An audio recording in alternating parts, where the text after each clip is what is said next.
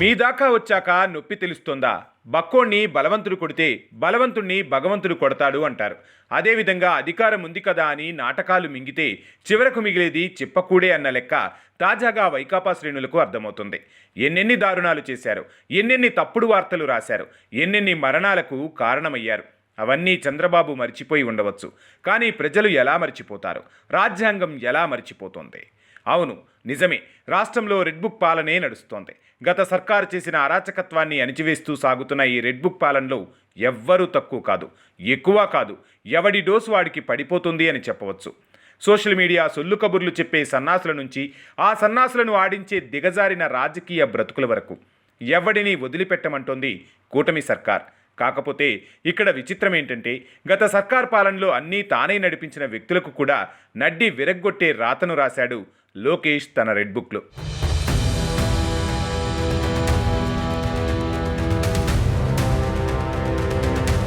నిజం, ఇది ముమ్మాటికి నిజం. నాడు అధికార అహంకారంతో మూసుకుపోయిన కళ్ళు సడన్గా తెరిపించేశాడు నారా లోకేష్. 5 ఏళ్లలో ఎప్పుడూ లేని విధంగా కొత్త కొత్త మాటలే వినిపిస్తున్నాయి కొందరి నోటి నుంచి.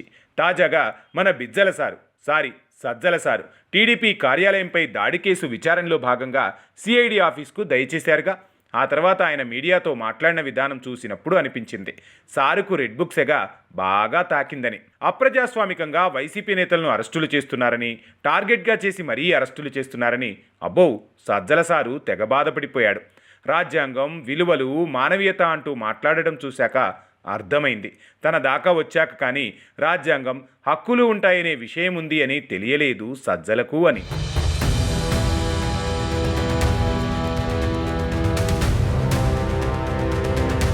సరిగ్గా గమనిస్తే గత 5 ఏళ్లలో తన డైరెక్షన్లోని రాజ్యాంగ విరుద్ధంగా టీడీపీని ఎలా టార్గెట్ చేశారో పాపం మర్చిపోయినట్టు ఉన్నాడు ఆయన.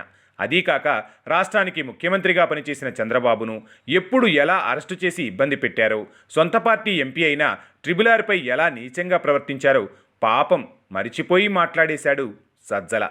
అయినా చేసిన పాపాలకు శిక్ష అనుభవించక తప్పదు అన్నది పాపం బోధపడినట్లుంది. కొంచెం కొంచెంగా రియాలిటీలోకి వస్తూ ఏవేవో అసలు తనకు సంబంధం లేని మాటలు మాట్లాడేస్తున్నాడు. ఒక్కటి మాత్రం నిజం, వైసీపీ హయాంలో వాళ్ళు చేసిన నీచమైన పాలన గురించి తలుచుకుంటేనే జుగుత్స కలుగుతుంది.